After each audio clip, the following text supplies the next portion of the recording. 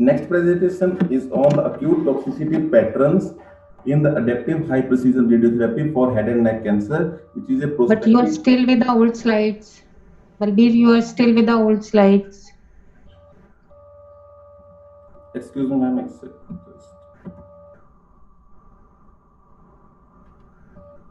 If there is any problem, organizers can share the slides. Yeah, you can see here. Yes, sir.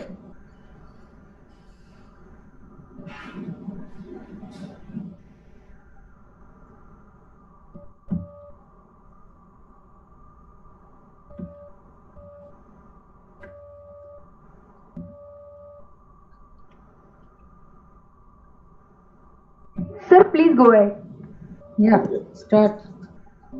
So the second presentation is on acute toxicity patterns in adaptive high precision radiotherapy for head and neck cancer, which is a prospective randomized controlled trial.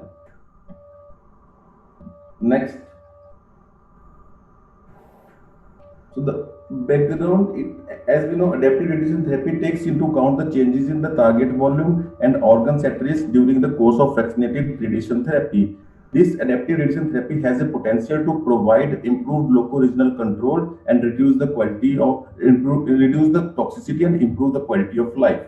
Unfortunately, there is no randomized data which is published on till date on the acute adaptive radiation therapy. The objective of this study to study the clinical impact of the adaptive and the non-adaptive plan on the acute toxicity quality of the patterns, to identify the clinical and dosimetrical triggers for adaptive replanning for head and neck cancer patients undergoing precision radiotherapy using the volumetric arc therapy, and the imaging guidance using the cumulative dose which is delivered to the tumor and the OR for the adaptive along with the non-adaptive treatment plans. Next.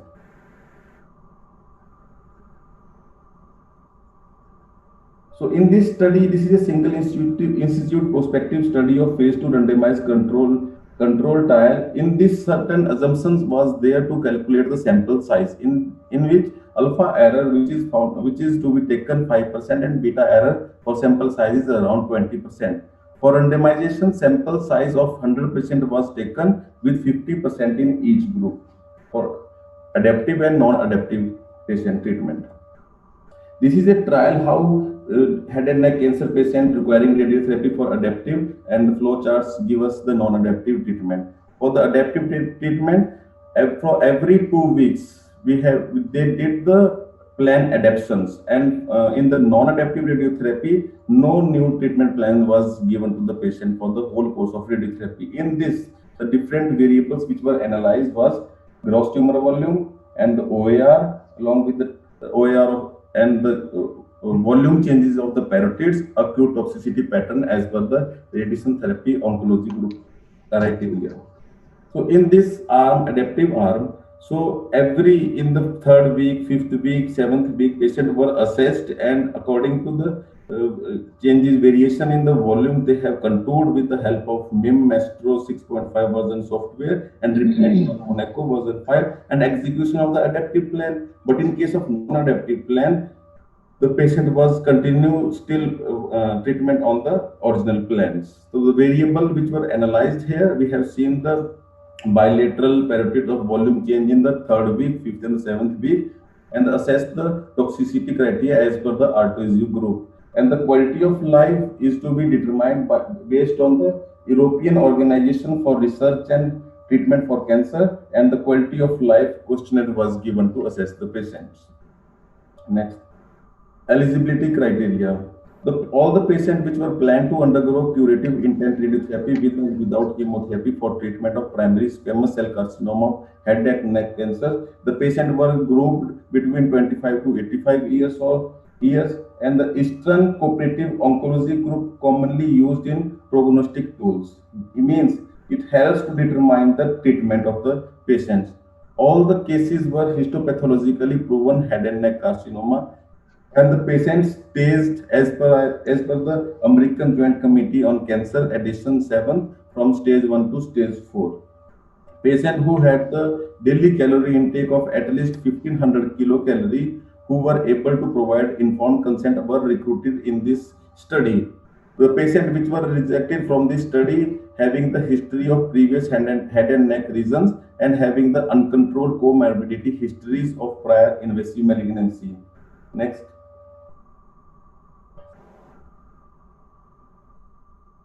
Next slide, please.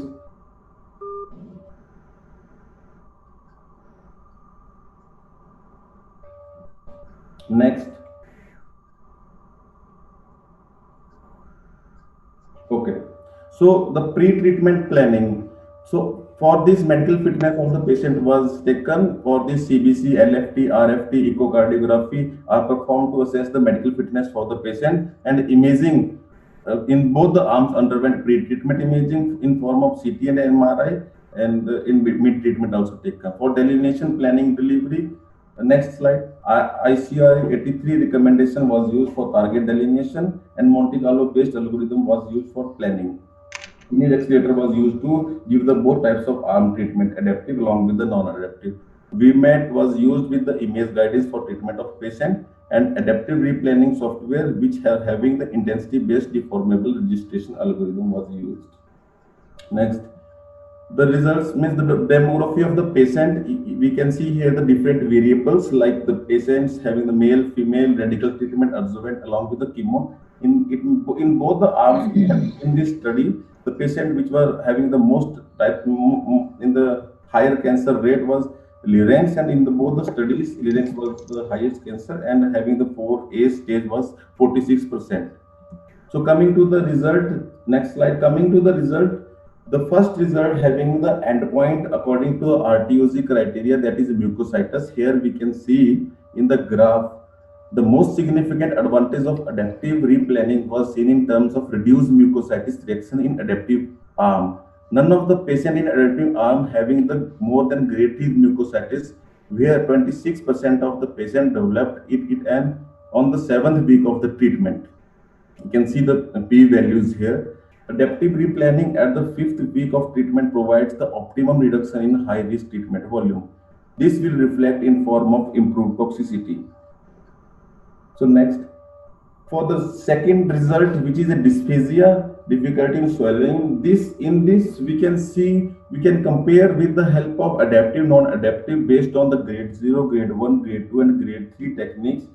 In this technique, we have found that in the week 5 and week 7, the adaptive treatment plans, the dysphagia toxicity is reduced in adaptive cases if we compare it with the help of non-adaptive. Occurrence of grade 0, grade 1, grade 2 in case of non-adaptive. It means in non-adaptive cases, higher the toxicity. Next. Based on the imaging, the results here we can see the volumetric changes in the parotid since starting of the treatment to the last day of the treatment. We can see here that there is a slightly variation in the volumetric changes of the parotid. It means if we give to the adaptive radiotherapy, we can reduce the dose to the parotids. Along with there is chances of less occurrence of the toxicity like xerostomia. Same, we can see the GTP regression starting from the simulation to the 6th week. So we can see here there is also variation in the tumors also. So parotid as already discussed, there is a reduction in size. Next slide, please. Reduction in the size of parotid starts as early as 3rd week and continues throughout the course of treatment. It means adaptive treatment planning provides better sparing of parotid glands. The difference is significant in the 3rd and the 5th week of the treatment. Now xerostomia, already I have discussed. Number of patients which having a grade 2 xerostomia was less in adaptive arms and at the time of time points in our study, and the difference was significant with a p value which is a 0.006 at the 7th week. Next, the last slide. Based on the quality of life, as we have discussed earlier, quality of life was based on two features. One is for EORTC and second one is for quality of life questionnaire. In these results for the adaptive and non-adaptive for the EORTC quality of life and the quality of life questionnaire, it means the quality of life questionnaire had an 35 in the 7th week, which gives the significant results for the adaptive treatment planning in compare with the EORTC trial. To conclude this presentation, adaptive radiotherapy helps us to monitor the volume changes in the GTV as well as the bilateral parotids. It also facilitates change in the tumor OR location in a high risk and low dose regions over the course of radiation treatment. The radiotherapy adaptive technique seems to be more advantageous when it is used for the patients which are undergoing radical radiotherapy, as the prescription dose is more in these patients. Maximum benefit of the adaptive radiotherapy is obtained when replanning is done at 5th week of treatment. This is the first randomized control trial which is reported in the literature comparing the two arms in terms of dosimetry as well as the acute clinical toxicity patterns. Thank you.